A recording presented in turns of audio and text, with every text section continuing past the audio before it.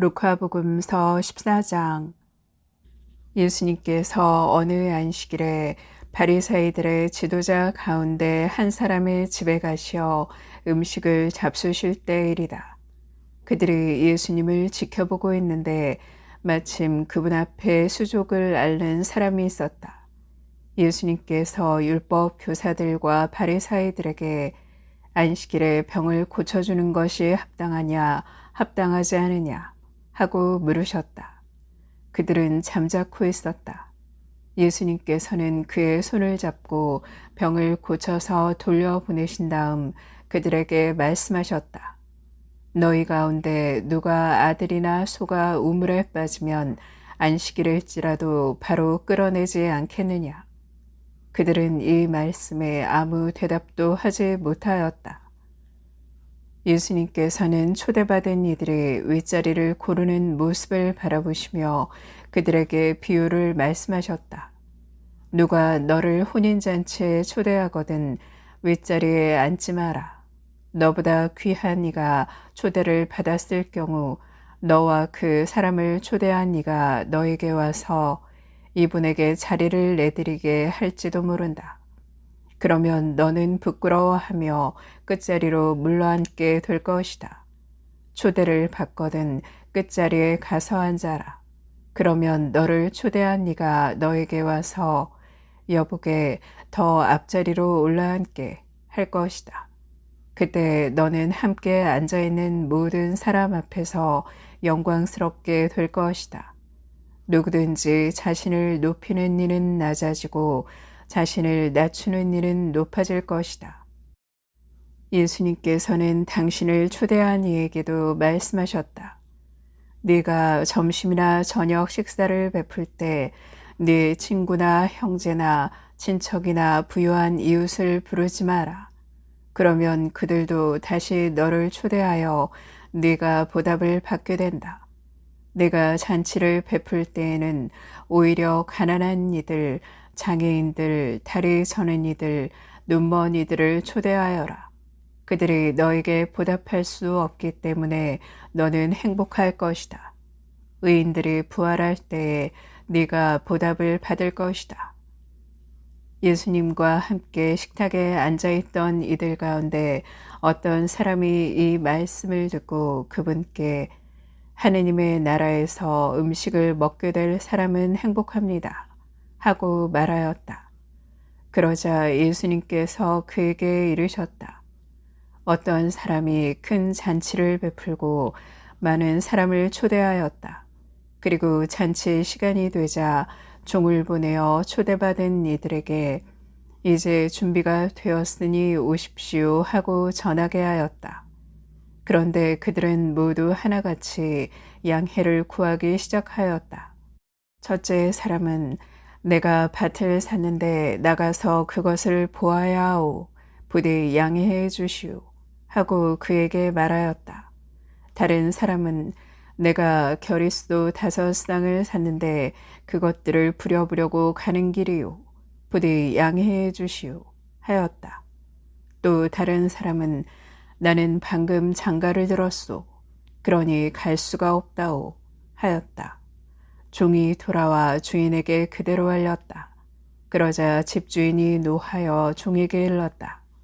어서 고을의 한 길과 골목으로 나가 가난한 이들과 장애인들과 눈먼 이들과 다리 저는 이들을 이리로 데려오너라. 얼마 뒤에 종이 주인님 분부하신 대로 하였습니다만 아직도 자리가 남았습니다. 하자 주인이 다시 종에게 일렀다. 큰 길과 울타리 쪽으로 나가 어떻게 해서라도 사람들을 들어오게 하여 내 집이 가득 차게 하여라. 내가 너희에게 말한다. 처음에 초대를 받았던 그 사람들 가운데에서는 아무도 내 잔치 음식을 맛보지 못할 것이다.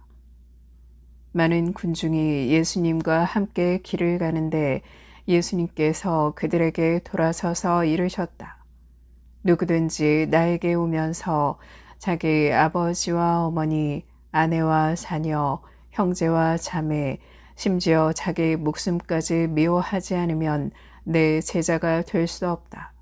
누구든지 제 십자가를 짊어지고 내 뒤를 따라오지 않는 사람은 내 제자가 될 수 없다.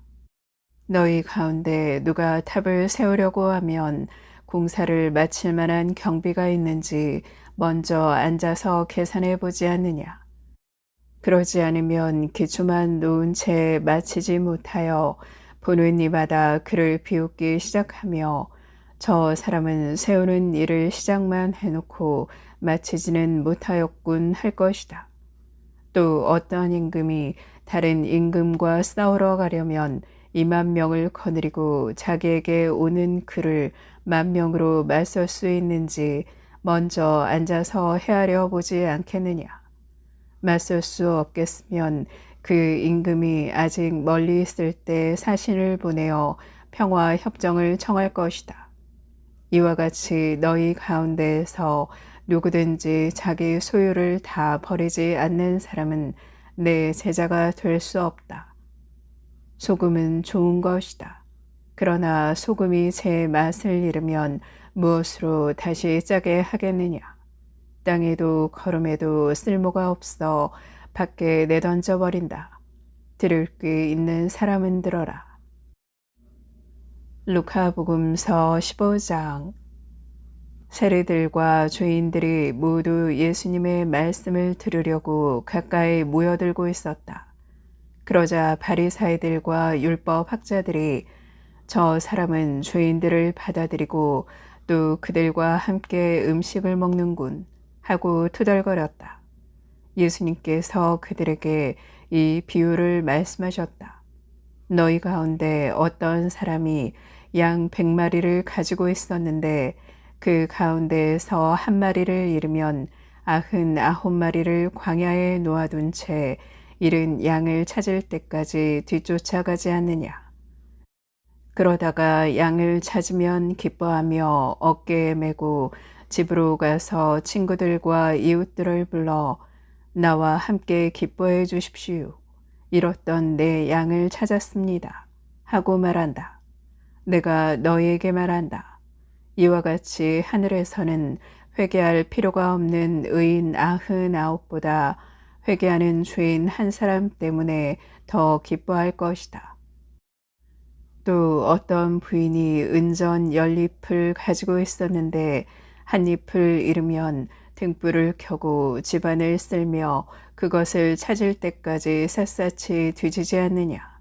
그러다가 그것을 찾으면 친구들과 이웃들을 불러 나와 함께 기뻐해 주십시오. 잃었던 은전을 찾았습니다. 하고 말한다. 내가 너희에게 말한다. 이와 같이 회개하는 죄인 한 사람 때문에 하느님의 천사들이 기뻐한다. 예수님께서 또 말씀하셨다. 어떤 사람에게 아들이 둘 있었다. 그런데 작은 아들이 아버지 재산 가운데에서 저에게 돌아올 몫을 주십시오. 하고 아버지에게 말하였다. 그래서 아버지는 아들들에게 가산을 나누어 주었다. 며칠 뒤에 작은 아들은 자기 것을 모두 챙겨서 먼 고장으로 떠났다. 그러고는 그곳에서 방종한 생활을 하며 자기 재산을 허비하였다. 모든 것을 탕진하였을 즈음 그 고장에 심한 기근이 들어 그가 공궁에 허덕이기 시작하였다. 그래서 그 고장 주민을 찾아가서 매달렸다. 그 주민은 그를 자기 소유의 들로 보내어 돼지를 치게 하였다. 그는 돼지들이 먹는 열매 꼬투리로라도 배를 채우기를 간절히 바랐지만 아무도 주지 않았다. 그제야 제정신이 든 그는 이렇게 말하였다. 내 아버지의 그 많은 품팔이꾼들은 먹을 것이 남아도는데 나는 여기에서 굶어 죽는구나. 일어나 아버지께 가서 이렇게 말씀드려야지. 아버지, 제가 하늘과 아버지께 죄를 지었습니다. 저는 아버지의 아들이라고 불릴 자격이 없습니다. 저를 아버지의 품팔이꾼 가운데 하나로 삼아 주십시오. 그리하여 그는 일어나 아버지에게로 갔다. 그가 아직도 멀리 떨어져 있을 때 아버지가 그를 보고 가엾은 마음이 들었다. 그리고 달려가 아들의 목을 껴안고 입을 맞추었다. 아들이 아버지에게 말하였다. 아버지, 제가 하늘과 아버지께 죄를 지었습니다. 저는 아버지의 아들이라고 불릴 자격이 없습니다. 그러나 아버지는 종들에게 일렀다. 어서 가장 좋은 옷을 가져다 입히고 손에 반지를 끼우고 발에 신발을 신겨주어라. 그리고 살진 송아지를 끌어다가 잡아라. 먹고 즐기자. 나의 이 아들은 죽었다가 다시 살아났고 내가 잃었다가 도로 찾았다. 그리하여 그들은 즐거운 잔치를 벌이기 시작하였다. 그때 큰아들은 들에 나가 있었다. 그가 집에 가까이 이르러 노래하며 춤추는 소리를 들었다. 그래서 하인 하나를 불러 무슨 일이냐고 묻자 하인이 그에게 말하였다. 아우님이 오셨습니다. 아우님이 몸성이 돌아오셨다고 하여 아버님이 살진 송아지를 잡으셨습니다. 큰아들은 화가 나서 들어가려고도 하지 않았다. 그래서 아버지가 나와 그를 타이르자 그가 아버지에게 대답하였다. 보십시오. 저는 여러 해 동안 종처럼 아버지를 섬기며 아버지의 명을 한 번도 어기지 않았습니다. 이러한 저에게 아버지는 친구들과 즐기라고 염소 한 마리 주신 적이 없습니다. 그런데 창녀들과 어울려 아버지의 가산을 들어먹은 저 아들이 오니까 살진 송아지를 잡아주시는군요. 그러자 아버지가 그에게 일렀다. 얘야, 너는 늘 나와 함께 있고 내 것이 다 네 것이다. 너의 저 아우는 죽었다가 다시 살아났고 내가 잃었다가 되찾았다. 그러니 즐기고 기뻐해야 한다.